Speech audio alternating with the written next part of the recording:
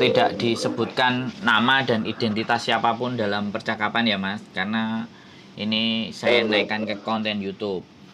Jadi sekali Oh, lagi jelas. nama dan identitas siapapun jangan disebut. Oke?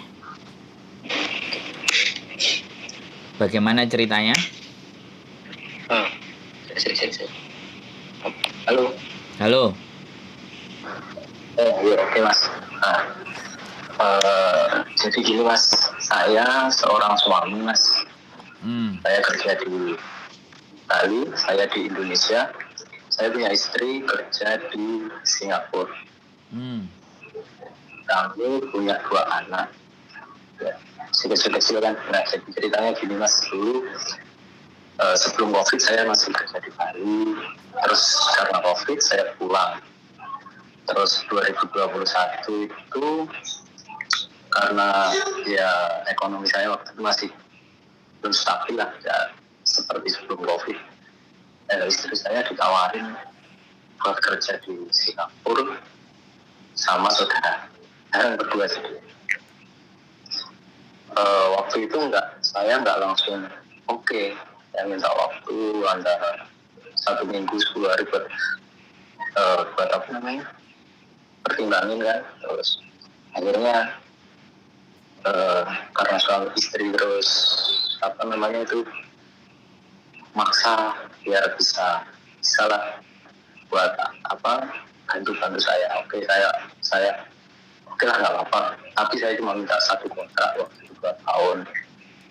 Nah, terus saya bilang karena setahu saya kan di sana itu godaannya juga banyak Mas, namanya orang itu ya. Oke, terus jalanlah waktu, terus saya dapat tawaran lagi dari bos saya balik ke Bali. Saya balik, anak-anak saya titipkan ke orang tua saya. Sebelumnya saya tinggal di rumah istri sama orang tua. Jadi apa di sana nggak ada yang antar anak-anak ke sekolah, saya harus ke rumah orang tua saya. Terus saya kerja di Bali selama awal 2022 sampai kemarin 2023 bulan 4. Jadi kejadiannya ini istri saya selingkuh sama Bangla.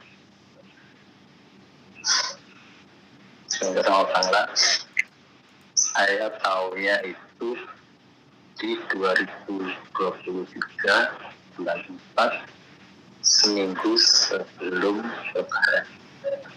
Jadi saya sebelumnya ada sih feeling kok ada yang berubah dari cuma karena emang selama ini saya selalu ingat, jangan lupa sholat, jangan lupa kamu udah punya keluarga, jangan pernah tergoda sama yang macam-macam, karena emang apa namanya itu, kalau saya pergaulan di sana kan emang ya bebas lah. Terus saya setahun nggak pulang kan, mulai dari masuk ke Bali setelah Lebaran 2022 sampai Lebaran kemarin 2023. Saya di Bali. Terus kemarin pas mudik, sehari setelah mudik, saya tanggal 14 saya mudik, hari Sabtu pagi Mas, ada yang messenger saya di Facebook. Kalau saya lihat profilnya, dia dari Singapura, tinggal di Singapura, cowok. Dia tiba-tiba ngirim foto suami istri saya sama orang cowok, mukanya ditutup pakai emoticon. Dia tanya, bro, this your wife? Oh iya, ini istriku. Ya. Terus dia ngomong, aku lihat istrimu jalan sama cowok di sini. Terus katanya, kamu siapa? Terus ada kedua apa? Kok punya foto sini?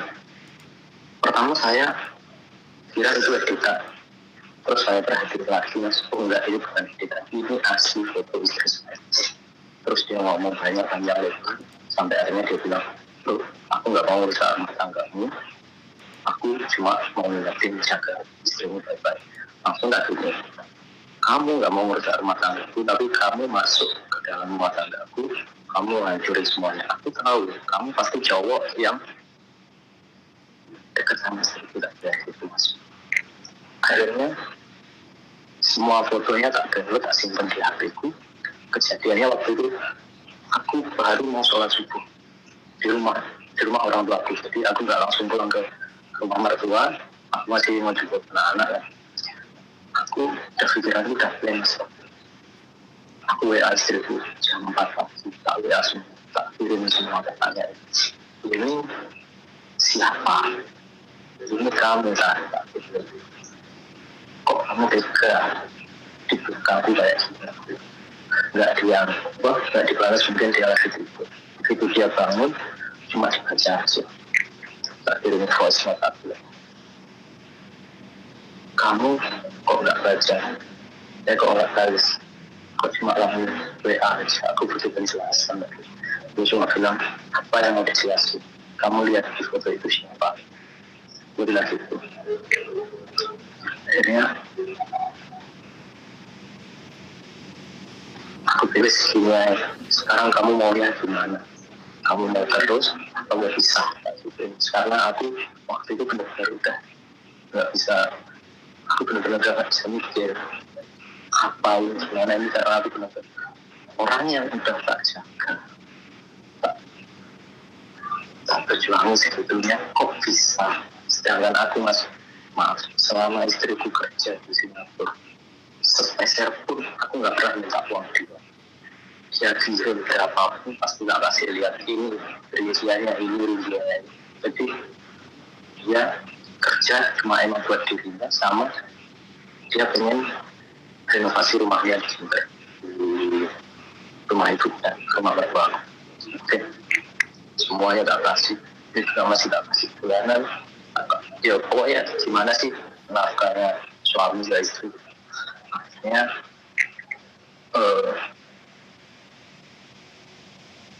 terus gimana, kalau kamu nggak jawab,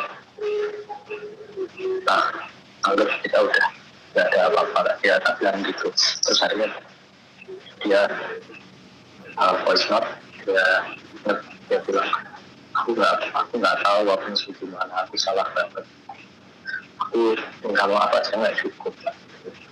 Dia bilang gitu. Terus akhirnya gini, soalnya aku pertama masih nggak lihat itu anak-anakku masih kecil, masih umur 6 tahun, yang adiknya masih kita gitu. Terus kamu pulang, gak usah terusin kamu kerja di situ. Sampai akhirnya dia bilang, enggak, aku mau kerja, mau menyelesaikan kontrak di sini. Karena kontraknya kan berakhir tahun depan sebenarnya mas. Tahun depan itu dia kontrak berakhir, kontrak bulan 4 dan 5 kalau nggak salah. Ya lupa. Terus saya bilang, enggak, aku gak peduli sama kontrakmu. Aku sekarang udah kerja di sini, aku juga udah alhamdulillah maafan, nggak kayak dulu lah. Terus pulang, ntar kalau kamu mau pulang, habis pulang kamu mau kerja bareng aku di ahli atau gimana, aku nggak dulu. Yang penting kamu pulang dulu, kamu selesai dulu semua. Dan itu akhirnya ya manut, mau pulang mas. Tapi ya gitu mas, panjang sekali mas, sakit rasanya. Saya akhirnya rasanya nggak kuat mas. Saya cerita ke kakak istri, kakaknya istri, saya nggak berani cerita ke siapa, saya nggak berani cerita ibu, ke ibu saya, ke mertua saya juga saya nggak berani, ke teman saya juga nggak berani, pokoknya nggak ada yang berani cerita kecuali kakaknya istri saya. Saya cerita, saya bilang, saya mesti gimana mbak, saya tahu sendiri yang ada di mana saya gimana saya hidup, tahu akhirnya kayak gini. Saya meninggal, datang ke sini, istri saya keluar negeri. Saya meninggal, dia di rumah aja nggak apa-apa, biar saya aja yang kerja. Karena ya sakit rasanya. Tapi mau gimana lagi? Tapi yang saya pikir kalau saya terbaik, saya bisa, saya nanti anak saya ini ya saya kirim anak saya gimana harus kedepannya mau gimana itu saya bingung. Dan akhirnya sorenya saya telepon lagi gimana keputusan, saya minta kamu pulang secepatnya. Dia bilang oke saya pulang, tapi saya minta waktu sampai 4 bulanan dia mau menyelesaikan apa namanya renovasi di rumah. Terus dia pengen punya tabungan buat dia pulang biar dia oke lah gitu. Cuma kemarin kapan hari ini si cowok tangganya ini masih sering ganggu dia, masih sering follow di TikToknya dia. Saya berapa kali waktu itu saya ngeblok apa akun TikToknya si cowok ini, dan saya udah bilang itu hapus saja akun TikTok itu karena waktu kejadian dia selingkuh itu ketahuan selingkuh tanggal hari Sabtu ya, hari Minggunya itu saya langsung masuk ke akun TikToknya dia karena saya punya akses email ke dia, akses email ke akun TikToknya saya buka satu-satu mana cowoknya saya pengen tahu.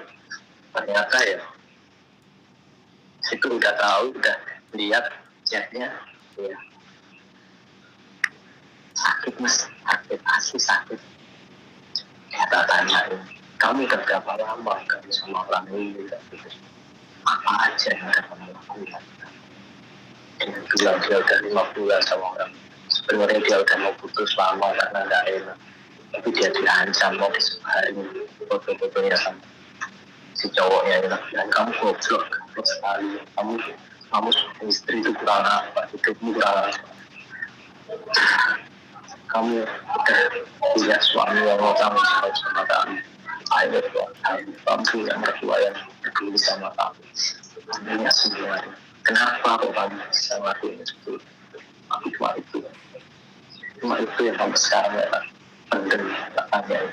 Aku udah gak pernah nyoba, aku selalu nyoba. Sekarang kita masih komunikasi, kita nyoba gimana namanya orang busuk dari belakang kayak gitu. Aku juga masih ngebangun kepercayaanku, terus ngebangun rasaku yang dulu buat dia itu biar tetap kayak dulu itu masih nyoba. Memang dulu saya sering melihat orang selingkuh itu, saya cuma bilang wah kasihan. Ternyata sekarang saya ngerasain sendiri dan memang rasanya sakit sekali. Dia bilang dia mau berubah, ya wis kalau emang kamu mau berubah saya mau berubah. Tapi ya saya nggak mungkin kalau cuma bilang saya mau berubah, mungkin saya nggak mungkin percaya. Saya cuma tunjukin kalau kamu mau berubah ya tuh. Terus sempet katanya istri itu sudah kamu itu jadi cowok kok goblok sekali gitu. Aku emang sudah tanya istri, aku yang ngomong dari kecil nanti kan apa namanya, aku juga nggak bisa melihat kamu kayak gini. Dulunya aku juga sakit hati, soalnya emang saya kalau kakak ipar saya itu sama suaminya saya deket. Istilahnya dulu saya kenalnya kan dari kakak ipar saya itu sama suaminya itu pertama baru terus kenal istri saya ini. Jadi kita itu udah deket lama. Yang saya pikirin sebenarnya nggak peduli lah omongan orang gimana, yang penting sekarang gimana saya nyelamatin rumah tangga saya sendiri ya, itu aja sih. Mungkin bisa buat pelajaran buat suami-suami yang lain yang istrinya kerja di luar negeri. Semoga nggak ada lah yang ngalamin kayak saya. Terus jangan pernah percaya 100% istri, ya semuanya aja lah. Karena apa, saya udah 100% percaya mas saya, dia keluar, dia tiap minggu apa namanya dapat off bisa keluar itu saya paling telepon cuma video call bentar, terus ada kejadian dia antara jam 12 sampai pokoknya udah masuk jam makan siang jam 12 sampai sore, sampai jam 4, jam 5 itu dia nggak bisa telepon. Saya mikirnya mungkin keluar sama semua teman-temannya, mungkin lagi libur sama temannya deh, jadi nggak pengen diganggu lah atau gimana. Paling dia cuma ya saya masih keluar sama temanku, kasihan gitu. Ntar agak sorean dikit dia mau balik ke apa namanya, ke rumah ke majikannya itu, dia baru video call. Saya nggak mencuriga karena saya mikirnya mungkin benar, tapi ya itu saya cuma ingin di belakangnya itu ya itu saya nggak tahu ya, dan saya mau cerita ke siapa mas, bingung saya mau cerita ke teman juga nggak mungkin, cerita ke saudara juga nggak mungkin, karena saya nggak pengen kalau suatu saat istri saya itu balik ke Indonesia terus ketemu sama keluarga saya, dia dimusuhin. Saya nggak pengen ya wis lah ya, saya aja yang lalu demi anak-anak saya, demi rumah tangga saya ya. Apa ya, terima semua. Paparan saya cuma satu, orang itu pernah bikin salah cukup satu kali. Saya mungkin sekarang saya belum bikin salah yang besar, mungkin giliran istri saya sekarang yang bikin salah ke saya, jadi ya kasih kesempatan lagi. Kalau kesempatan lagi dia masih ulangi lagi ya wes, terus mending jalan sendiri. Itu yang sekarang jadi apa namanya, jadi patokan saya dalam hidup. Soalnya saya tiap saya melihat anak-anak, tiap saya melihat foto-foto saya dulu sama anak-anak sama istri, saya cuma kok bisa kayak gitu. Itu aja. Saya selama minggu setelah saya tahu mas, saya nggak pernah enak makan, enak tidur, kerja juga nggak fokus. Ya wis kayak menjalani hidup ya wis gini ya, yang penting saya gerak gitu aja. Karena emang saya nggak masih trauma mas kalau nggak usah kayak gitu. Saya pernah lihat video di TikTok, video Bangladesh itu cowok-cowok, saya udah sesek di hati itu sesek. Saya langsung sedih, saya scroll yang saya mending lihat yang lain. Terus saya kadang saking saya traumanya mas, saya dengar lagu India itu aja, saya langsung itu aja mas. Itu sih yang saya rasain. Jadi mungkin juga buat mbak-mbak lain yang di luar negeri yang mungkin punya suami, punya keluarga di rumah, tolong jangan sekali-kali main hati. Mungkin kamu ngerasa kamu nggak pernah ketahuan, tapi namanya selingkuh itu suatu saat sama Gusti Allah itu pasti dibuka gimana caranya itu pasti ketahuan. Nah, coba pikirin gimana kasih suamimu yang mungkin di rumah itu dia kerja keras buat kamu, ngikutin kamu, dan udah berusaha apa namanya setia sama kamu di rumah gak neko-neko, terus tahu-tahu suami istrinya itu pasangannya malah damai sama orang. Tolong pikirin perasaan gimana hancurnya mereka, gimana sakitnya mereka, gimana masa depan anak-anakmu, rumah kalian.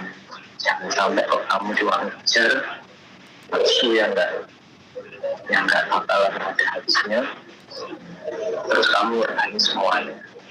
Itu aja sih.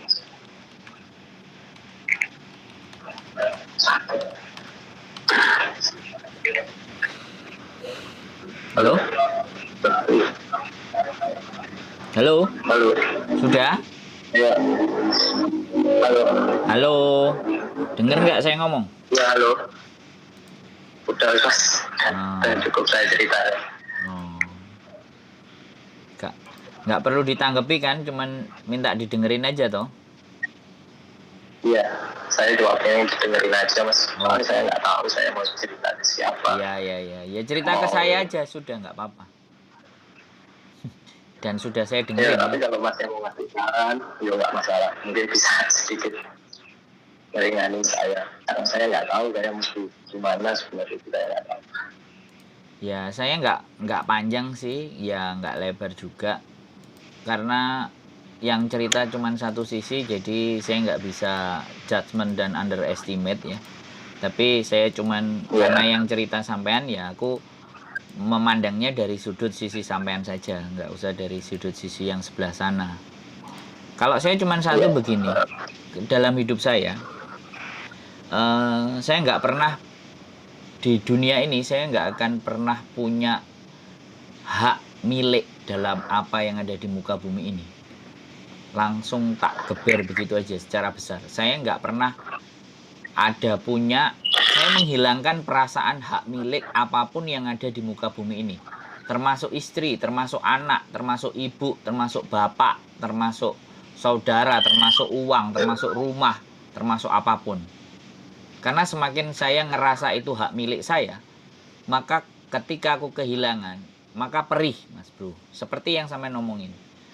Makanya semenjak saya melamar 4 wanita dan saya ditolak, saya sudah berpikir bahwa dunia ini bukan hak milik. Kenyataan tidak akan pernah seperti apa yang saya bayangkan, sebagus apa yang saya bayangkan. Dari titik balik itu saya cuma berpikir seperti itu. Jadi suatu ketika nanti istri saya mau diambil orang, ibu saya mau diambil, kan yang selalu ada itu sampun dipundhut kalih Gusti Allah. Itu berarti kan meninggal. Padahal Gusti Allah mundut itu nggak cuma meninggal, Mas. Harta, anak, apapun dan yang kita sekarang di depan kita itu besok juga bisa hilang. Termasuk itu istri. Iya. Walaupun itu sudah kita perjuangkan apapun dan bagaimanapun. Jadi mulai detik ini kalau saya bilang jangan pernah mempunyai hak milik. Kalau memang ternyata sampean ingin menjadi orang yang baik dan masih menjadi pemaaf, ya silahkan dimaafkan. Yang penting jangan diunda-tunda. Kalau sudah memaafkan ya sudah. Tapi kalau sampean mau memutuskan bahwa ya sudah, kalau pilihanmu seperti itu ya sudah, aku mencari jalan sendiri. Jadi kalau sampean berpikir bahwa anak dan apapun, sampean kan laki-laki. Jadi laki-laki itu jauh lebih kuat. Laki-laki itu harusnya lebih tahan. Dan ada 1000 bidadari yang masih bisa menunggu sampean. Kalau saya jadi laki-laki loh ya. Tapi ketika saya yang salah ya saya harus minta maaf kalau saya seperti itu. Ketika permintaan maaf saya diterima ya berarti semuanya bisa diperbaiki. Kalau dia nggak bisa memaafkan saya ya ngapain? Orang Gusti Allah bisa memaafkan kok dia nggak bisa memaafkan saya. Ataupun sebaliknya saya nggak bisa memaafkan dia kan ya salah gitu. Jadi tidak ada pembenaran di pihak manapun. Tidak ada juga judgement di dalam statement saya.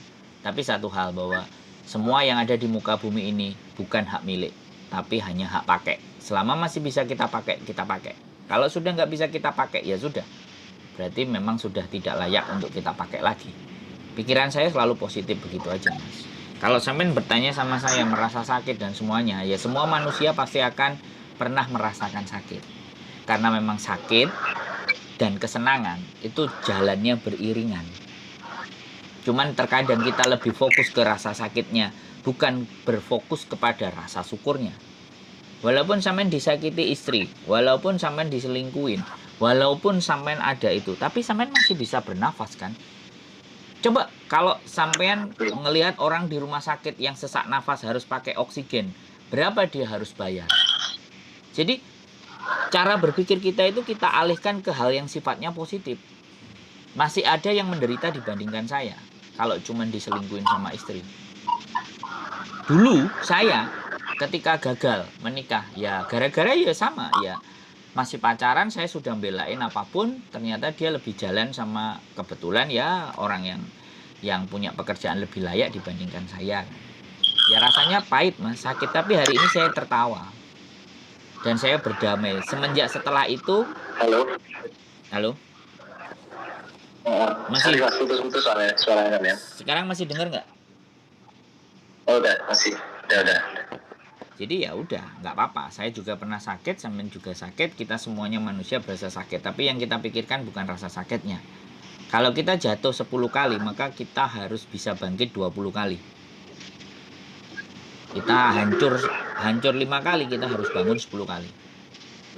Karena sekali lagi Gusti Allah masih ngasih kita nafas, masih ngasih kita otak. Kita nggak gila. Jadi mungkin sampean bilang enak banget sampean ngomong kayak gitu. Nah sekarang kalau nggak enak, masa posisinya dibalik? Sampean jadi saya jadi sampean, kan juga nggak bisa begitu toh. Jadi nggak apa-apa.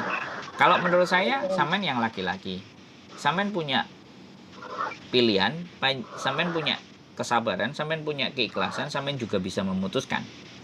Jangan sampai berita-berita kayak orang-orang dicerai, suaminya istrinya keluar negeri kerja, malah yang biayai perceraian istrinya. Kalau saya pantang seperti itu Mas. Kalau saya laki-laki, saya yang kalau dia sudah nggak suka dengan saya, ya saya yang akan bertanggung jawab menyelesaikan, dan saya akan datang ke mertua saya untuk menyampaikan, menyerahkan kembali. Itu namanya gentle. Jangan kayak cerita-cerita teman-teman ke saya yang cerai itu malah mereka yang bayar, suaminya nggak mau bayar, suaminya udah pergi, gini-gini gitu. Ya saya sih sebagai seorang laki-laki kok sampai sebegitu ya, jadi laki-laki ya sudah lah. Kalau memang gak cocok ya sudah. Lebih memilih uang Hongkong karena uang Hongkong gurih ya sudah.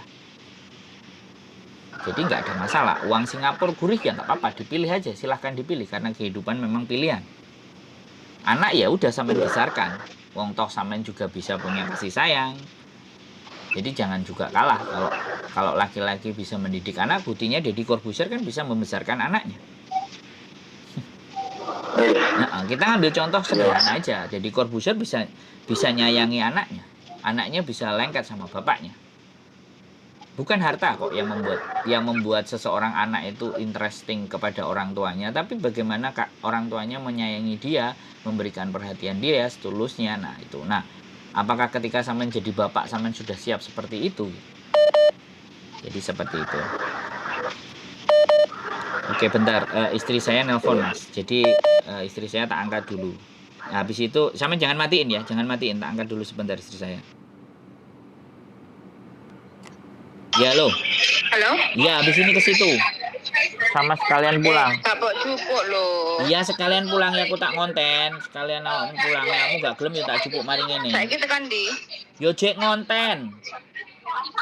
Siapa? Ngonten. Di mana? Aku mulai jam 10 soalnya. Oke, siap. Oke, budal. Oke, budal. Hah? Oke. Oke. Bye. Bye.